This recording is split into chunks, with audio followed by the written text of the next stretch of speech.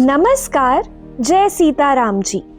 अपने इस अनमोल मानव जीवन के प्रयोजन को सिद्ध करने के निमित्त सतवस्तु के कुदरती ग्रंथ में विदित बुधवार व वीरवार के बोर्डों के माध्यम से अभी तक हमने जो भी जाना, उससे हमें यह ज्ञात हुआ कि हमारी यात्रा स्थूल से सूक्ष्म की ओर, व्यष्टि से समष्टि यानी अटूट या अखंड सत्ता की ओर, लौकिकता से अलौकिकता की ओर यानी व्यापक तत्व से अदृश्यता की ओर है।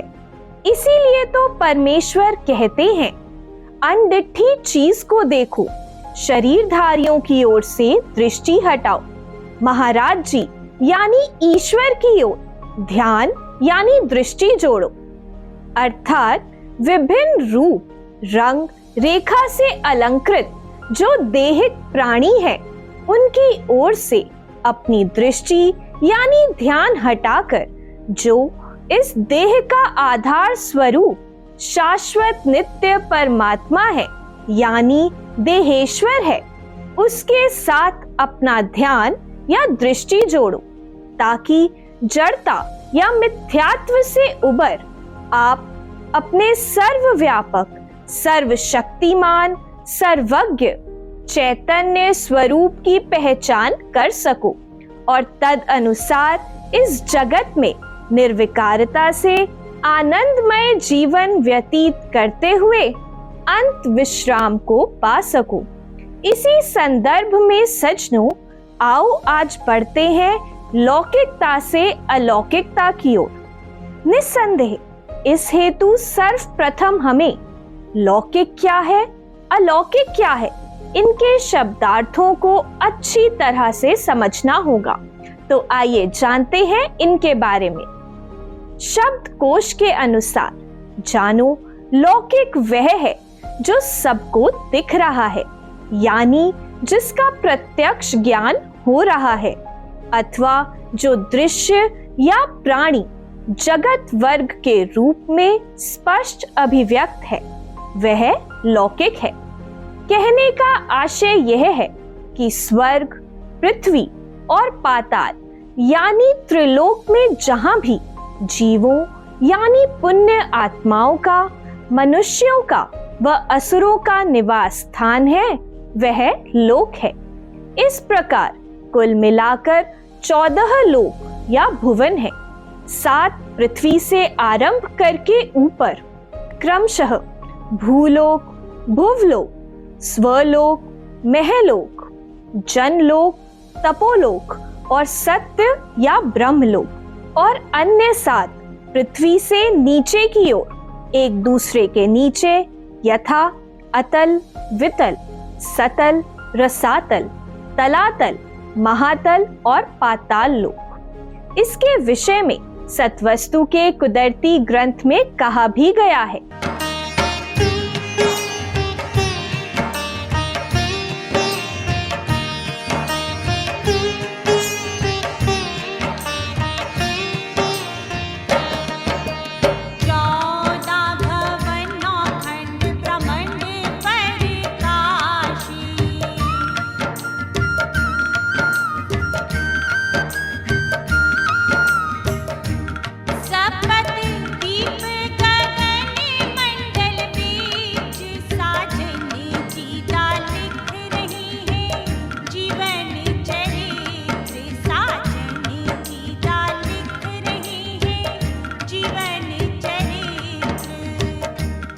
स्पष्ट है, लोक में इहलोक यानी यह संसार यानी मृत्यु लोक भी आ जाता है, और वह स्थान यानी परलोक भी आ जाता है जो शरीर छोड़ने पर कर्मानुसार आत्मा को प्राप्त होता है।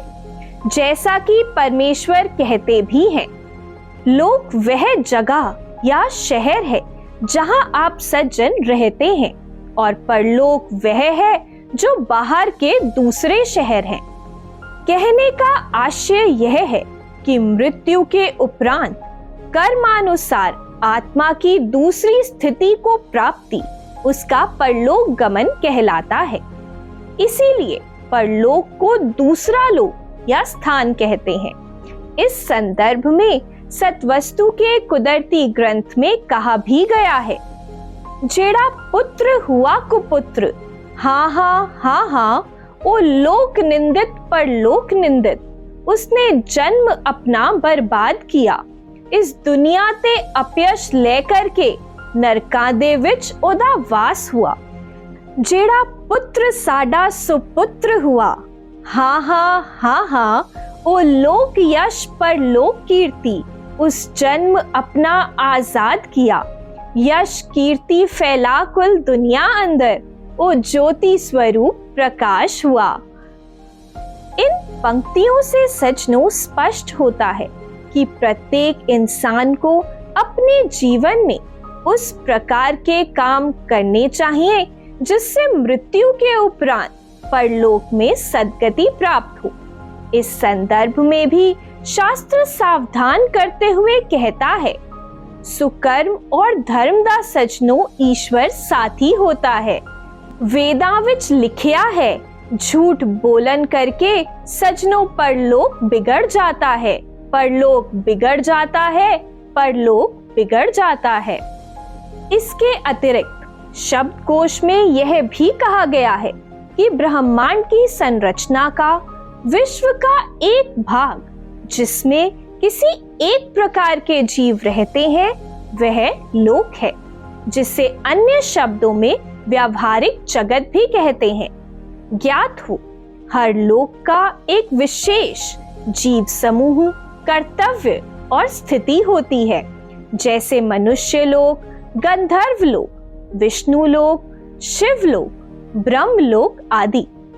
लोक ऐष्णा यानी कामना व अनुराग के कारण जीव इन विभिन्न लोकों में अपने कर्मानुसार आता जाता रहता है। वह अंत मोक्ष प्राप्त कर लेने के पश्चात लोकातीत हो जाता है। ऐसा शुभ होते ही लोक परलोक हर्षा उठता है। वह इस विषय में शास्त्र कहता है, शंख बजे ध्वनि हर जगह जावे, लोक परलोक सारा हर्षावे। आगे जानो अलौकिक से क्या तात्पर्य है। जानो जो लोकोत्तर यानी लोकातीत है, यानी लोक से परे है, अति सुंदर, असामान्य, अति प्राकृतिक, अपूर्व, असाधारण, अद्भुत, अदृश्य व दिव्य यानी उज्जवल तथा प्रकाशमान है, अर्थात प्रत्यक्ष दिखाई नहीं देता, वह अलौकिक है। इसीलिए शब्दकोश में कहा गया है, जहां संसार की समाप्ति या नाश है यानी लोगों का अभाव है, वह अलौकिक है। इस संदर्भ में शास्त्र कहता है, समभाव समदृष्टि में परिपक्व हो जावे और उस अलौकिक दृश्य को देखें। ज्ञात हो, विषयों के प्रति विरक्त यानी उदासीन, निरपेक्ष व तटस्थ होकर तत्व ज्ञान यानी ब्रह्म, आत्मा और ईश्वर आदि के संबंध का सच्चा और यथार्थ ज्ञान अथवा ब्रह्म ज्ञान प्राप्त कर लेने पर वह इस तरह इस चोले को बेदाग व मन, चित्त व बुद्धि को शांत, शोभ रहित, दृढ़, स्थिर यानी अचंचल व इच्छा या वासना से मुक्त कर लेने पर लौकिकता से अलौकिकता का सफर तय किया जा सकता है। सज्जनों, उपरोक्त विवेचना के आधार पर हम कह सकते हैं कि जो अलौकिक है वह आध्यात्मिक, परमात्मा, आत्मा, चमत्कार संबंधी है। इसके विपरीत जो लौकिक है वह भौतिक जगत, पदार्थों, पंचभूतों, इंद्रियों, इंद्रिय विषयों, मन, बुद्धि, चित्त अहंकार वो भौतिक सृष्टि से संबंधित है। जो अलौकिक है वह लोकपाल यानी प्रजापति, सृष्टिकर्ता, पर ब्रह्म परमेश्वर है। जो लौकिक है वह प्राणी, जगत या जीव समष्टि है। इस संदर्भ में सत्वस्तु के कुदरती ग्रंथ में परमेश्वर आप कहते भी हैं, सबदा आधार लोकपाल, शक्तिदा हथियार मैं हूँ, ओ मैं हूँ, ओ मैं हूँ, ओ मैं हूँ, ओ मैं हूँ। जो अलौकिक है वह शाश्वत, नित्य व अपरिवर्तित है। जो लौकिक है वह नश्वर व परिवर्तनशील है। जो अलौकिक है वह सूक्ष्माति सूक्ष्म यानी अत्यंत महीन है। जो लौकिक है वह स्थूल या बड़ा है। तभी तो शास्त्र कहता है,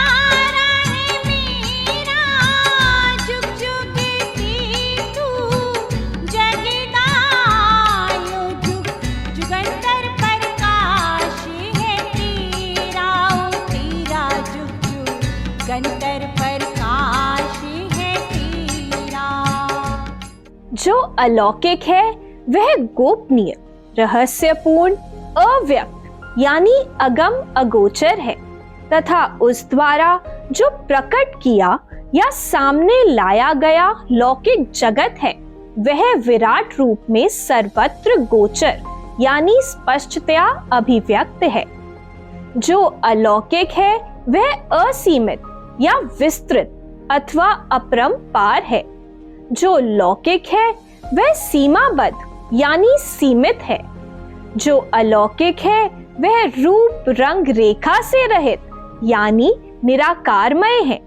जो लौकिक है वह रूप रंग रेखा से युक्त यानी आकारमय है। जो अलौकिक है वह विचित्र है, विशेष है, निर्लेप है। जो लौकिक है वह सामान्य व साधारण है। जो अलौकिक है उसकी कभी उत्पत्ति या विनाश नहीं होता यानी वह स्वतंत्र है। जो लौकिक है वह जन्मता मरता रहता है यानी बंधनमान है। जो अलौकिक है वह अव्याख्येय है यानी उसकी व्याख्या या वर्णन नहीं की जा सकती। जो लौकिक है उसे जाना, समझा व व्यक्त किया जा सकता है, जैसा कि शास्त्र भी कहता है, कैसी है शोभा आप दी कि सेना लखी जाए, जुर्रत है किस दी वर्णन करे, ओ कलम ना लिखने पाए। जो अलौकिक है वह संपूर्ण है तथा मायातीत, कालातीत, त्रिगुणातीत, आदि व्याधि व त्रुटि से रहित है। जो लौकिक है वह मायाबद्ध, त्रिगुणात्मक, आदि व्याधि से त्रस्त व गुण दोष युक्त है। जो अलौकिक है वह दुर्गम व दुर्बोध यानी इंद्रियातीत है, मतलब उसे इंद्रियों द्वारा अनुभव नहीं किया जा सकता, ना ही वह स्थूल दृष्टि से परिलक्षित होता है। इसके विपरीत जो लौकिक है वह इंद्रिय गम्य यानी ज्ञानेंद्रियों द्वारा अनुभव किया जा सकता है। जो अलौकिक है उसका बोध ईश्वरीय प्रेम, विश्वास व तत्व ज्ञान यानी आत्मज्ञान से होता है। जो लौकिक है उसका बोध प्रचलित भौतिक या जगतीय ज्ञान से हो जाता है।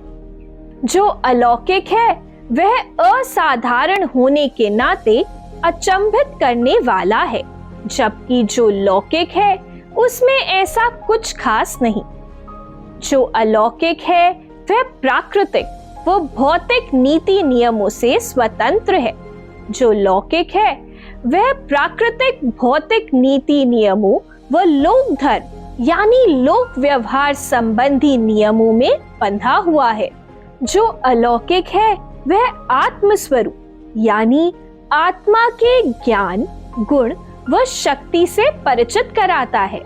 जो लौकिक है वह भौतिक वस्तुओं के प्राकृतिक गुण दोषों व उसके व्यवहारों या व्यापारों से परिचित कराता है। जो अलौकिक है उसका बोध करने के लिए दिव्य दृष्टि यानी भूत, भविष्य और वर्तमान का सब कुछ देखने वाले दिव्य ज्ञान चक्षु चाहिए। इसके विपरीत जो लौकिक है उसे बहरूनी आंखों द्वारा देखा जा सकता है। इसके विषय में शास्त्र भी कहता है, एक निगाह एक दृष्टि हो जाने पर यह चक्षु उस अलौकिक दृश्य को देख सकेंगे। अलौकिक सूक्ष्म विषयों या रहस्यों का बोध करने के लिए सूक्ष्ममति व उच्च विशेष बुद्धि की आवश्यकता है। इसके विपरीत लौकिक पदार्थों को तो साधारण बुद्धि भी जान लेती है। जो अलौकिक है उसके साथ अपने ख्याल व ध्यान का नाता जोड़ने से निष्कामता आती है। मन में आत्म संतोष, धीरज, समता व शांति उत्पन्न होती है। इसके विपरीत जो लौकिक है उसके साथ अपने ख्याल व ध्यान का नाता जोड़ने से विषयी पदार्थों को पाने की काम या कामना प्रबलतम होती है, जिससे मन में द्वेष, आशा, तृष्णा, व्यग्रता, चंचलता, क्रोध, लोभ, मोह, ममता, अहंकार, असंतोष, अधीरता, विषमता, अशांति, प्रतिस्पर्धा जैसे विकार आदि उत्पन्न होते हैं। अलौकिकता का प्रवाह हमारे संकल्प को स्वच्छ, वृत्ति स्मृति व भाव स्वभावों को निर्मल, बुद्धि को विवेकशील, ख्याल को अफुर व हृदय को सचखंड बनाता है। लौकिकता का प्रवाह हमारे संकल्प को अस्वच्छ, वृत्ति स्मृति व भाव स्वभावों को दूषित, बुद्धि को भ्रमित व संकीर्ण तथा हृदय को मलिन बनाता है। अलौकिक ज्ञान इंसान को गुरुमत अनुसार जीवन के विचार युक्त सत्य धर्म के मार्ग पर चलने की प्रेरणा देता है। इसीलिए ऐसा इंसान सदाचारी, निर्विकारी व परोपकारी बनता है, जबकि लौकिक ज्ञान जीवन के अविचार युक्त मार्ग पर मनमत अनुसार चलने का मार्ग प्रशस्त करता है। इसीलिए ऐसा इंसान अहंकारी, विषय विकारी व स्वार्थपर बनता है। अलौकिकता आत्मबोध तथा धर्म बोध कराती है। लौकिकता इंद्रिय विषयों का बोध करा राग द्वेष में फंसाती है। अलौकिकता जीव को अजरता, अमरता यानी चेतनता के सर्वोच्च शिखर पर ले जाती है। लौकिकता जीव को आवागमन में फंसाती है। अलौकिकता तीनों तापों यथा आध्यात्मिक, अधिभौतिक व अधिदैविक से मुक्ति दिला शाश्वत आनंद व परम शांति प्रदान करती है। लौकिकता तीनों तापों व क्षणिक सुखों में उलझाए रखती है। इसीलिए ऐसा इंसान सदा रोता झुकता रहता है। अपने अलौकिक स्वरूप, गुणों व शक्ति का बोध करने वाला आत्मज्ञानी इंसान सच्चिदानंद स्वरूप हो जाता है। इसके विपरीत लौकिकता में फंसने वाला इंद्रिय विषयों व सांसारिक सुखों में मग्न हो काल का ग्रास बन जाता है। अलौकिकता के साथ संबंध स्थापित करना निजी व्यक्तित्व व चरित्र के साथ साथ आत्मिक उत्थान का हेतु है, जबकि लौकिक जगत के साथ संबंध स्थापित करना विषय भोगों आदि में फंस जीवन बर्बाद करना है। अंत में हम कह सकते हैं कि अलौकिकता के साथ जुड़ना समता व संकल्प रहित अवस्था में सधे रहते हुए अपना जीवन आबाद करने की बात है।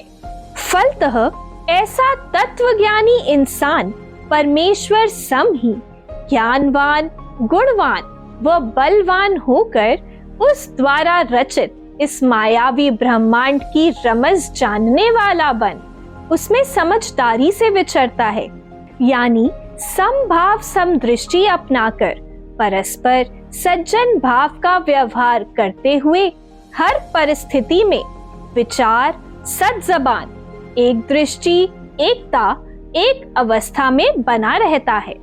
इस महत्ता के दृष्टिगत ही सचनु सत्वस्तु का कुदरती ग्रंथ हर मानव को लौकिकता के स्थान पर अपने अलौकिक दिव्य स्वरूप में बने रहने का आवाहन दे रहा है, ताकि मानव सूक्ष्मदर्शी यानी सत्य का पारखी बन बारीक से बारीक बात को सोचने, समझने वाला व देखने वाला विवेकशील व बुद्धिमान इंसान बने और त्रिकालदर्शी हो, स्थूलता वाले नश्वर भाव अपनाने से बचा रहे।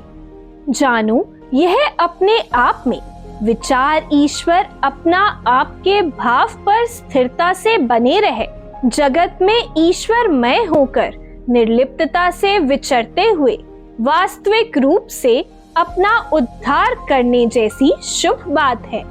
अतः अगर आप भी इसी प्रकार अपनी कलाकृति की उत्कृष्टता के अनुरूप इस मानव जीवन के प्रयोजन को सिद्ध कर लोकातीत होना चाहते हो, तो आपकी अंतर चेतना को समभाव समदृष्टि की युक्ति अनुसार मूल मंत्र आदि अक्षर ओम अमर आत्मा के साथ जुड़कर पूर्ण निष्कामता व समर्पित भाव से लौकिकता से अलौकिकता का सफर तो तय करना ही होगा और इस हेतु बाहरी नाशवान वस्तुओं या शरीर से दृष्टि और मन हटाकर अंतर्दृष्टि द्वारा एक निष्ठ भाव से अपने यथार्थ स्वरूप यानी आत्मदर्शन को देखने, जानने व समझने का यत्न करना होगा।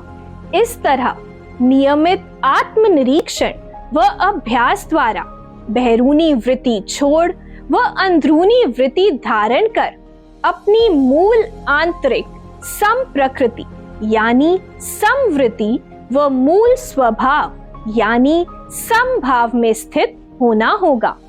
ऐसा करने पर ही विशुद्ध अंतःकरण से अलौकिक ब्रह्म ज्ञान यानी सूक्ष्म व सच्चा परमार्थी ज्ञान, जिसे पराविद्या भी कहते हैं, प्राप्त कर पाओगे और यह जान जाओगे कि ब्रह्म ही एकमात्र सत्य है व बाकी सब मिथ्या है।